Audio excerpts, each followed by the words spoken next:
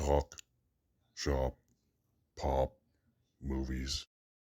Oh, hey there, this is Derek, the Convicted Cinephile, and if you're a convicted cinephile yourself, please like, share, and subscribe to the channel down below. On my channel, I like to talk, shop, and pop open, that is, movies and physical media, and it is yet again another Oscar season trivia, whatever you want to call it, video, like the ones I've been doing the last few days. This is the third one I had written. I'm sure there'll be more because, why the hell not? But today's video is a stat-based video, just like the rest, because I'm a dork.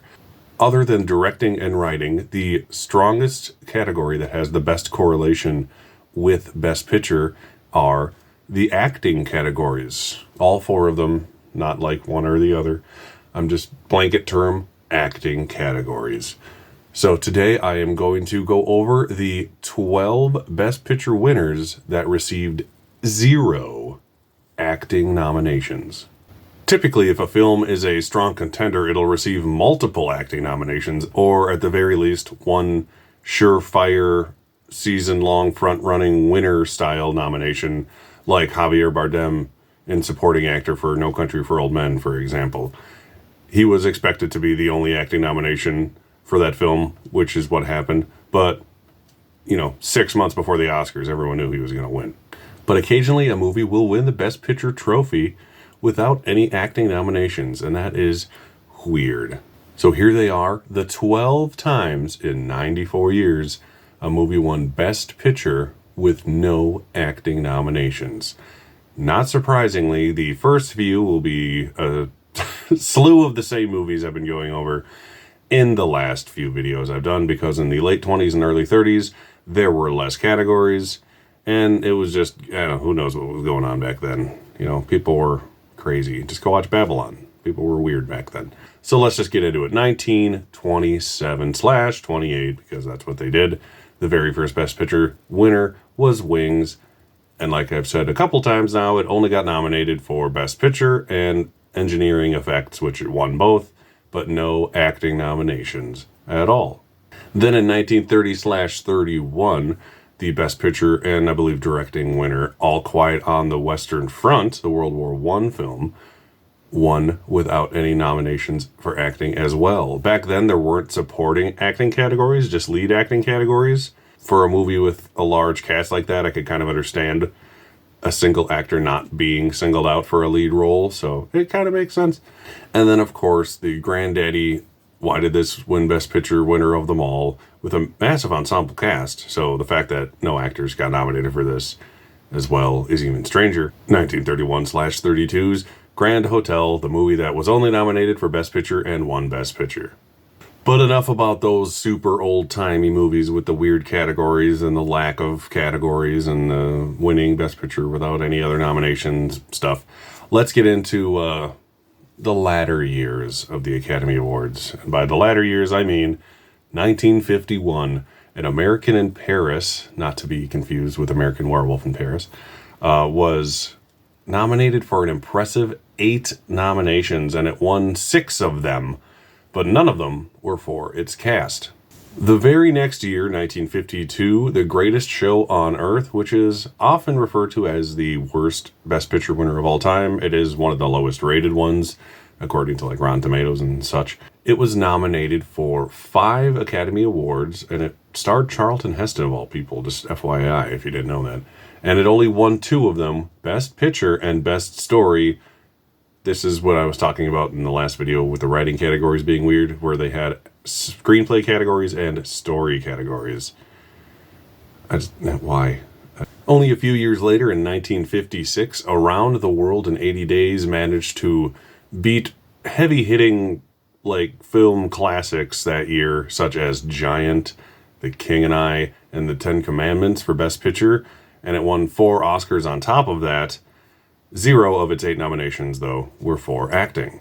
A couple years later, yet again, a lot of weird stuff in the 50s, apparently.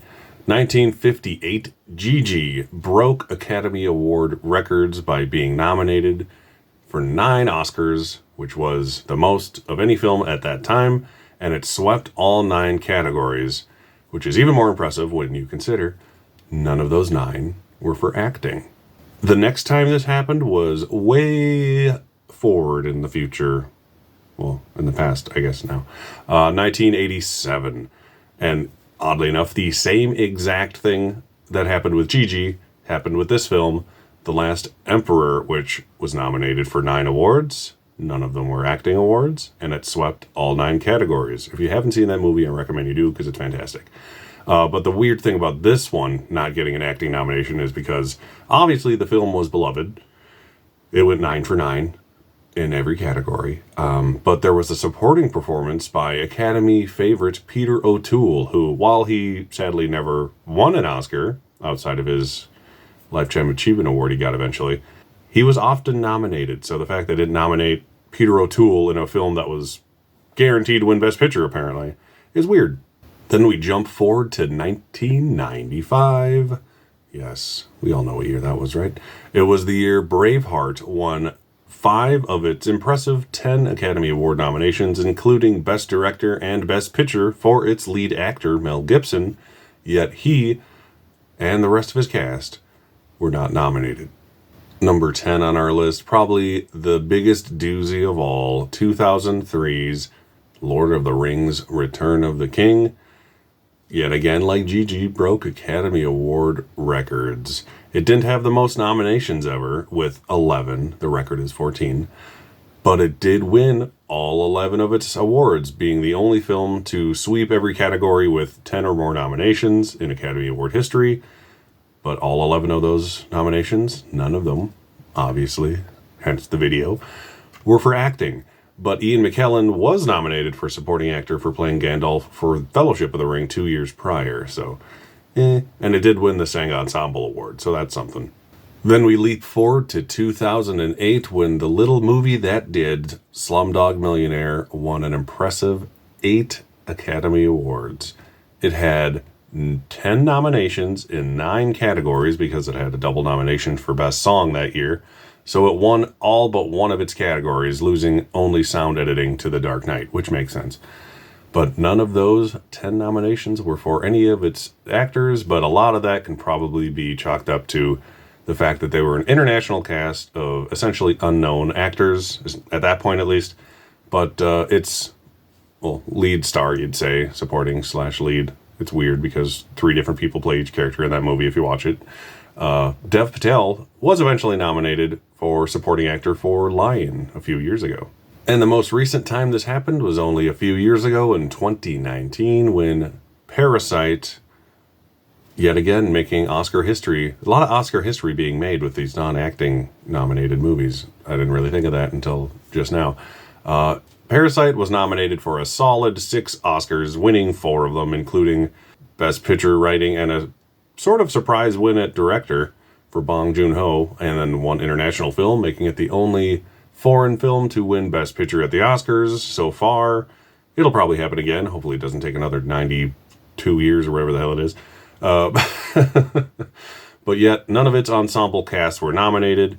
You could probably assume for a similar reason to Slumdog Millionaire, where there is some category confusion because all the actors have comparable screen time, and they work so well as an ensemble that you don't really want to single anyone out. So you can understand it, but yet again, it won the Screen Actors Guild Ensemble Award for acting, and history was made right after that. Is this going to happen this year? A movie winning Best Picture with no acting nominations? I honestly don't think so. It's extremely hard now, especially in an expanded field, which makes it even more impressive that Parasite managed to do so with 9 Best Picture nominees or whatever we had that year. It was 8 or 9. I'm glad they went back to a solid 10. It's less confusing. But anyways, I don't think it's going to happen this year. All the movies that have a serious shot of winning Best Picture are going to get at least 1 acting nomination, up to 4 in some cases. For Banshees of Inisherin, I think it's going to get 4 nominations, honestly.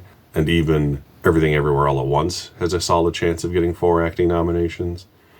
The Fabelmans has a good chance of getting 3. Even Top Gun Maverick, which, as in my last video I said, could win Best Picture with no directing and writing category nominations, has a solid chance of getting Tom Cruise in there for Best Actor because he is such a big part of the film overall.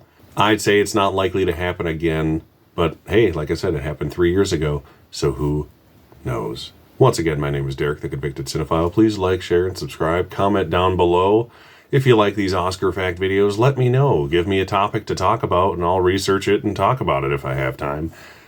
I got nothing better to do. There's like a foot of snow outside. It's been snowing nonstop for like 24 hours, and it's not going to stop for another 24 hours, apparently. It's really awesome. There's like this much snow on my table on my deck. It's crazy. But anywho's, thank you for watching, and I'll see you next time. Talk, shop, pop, movies.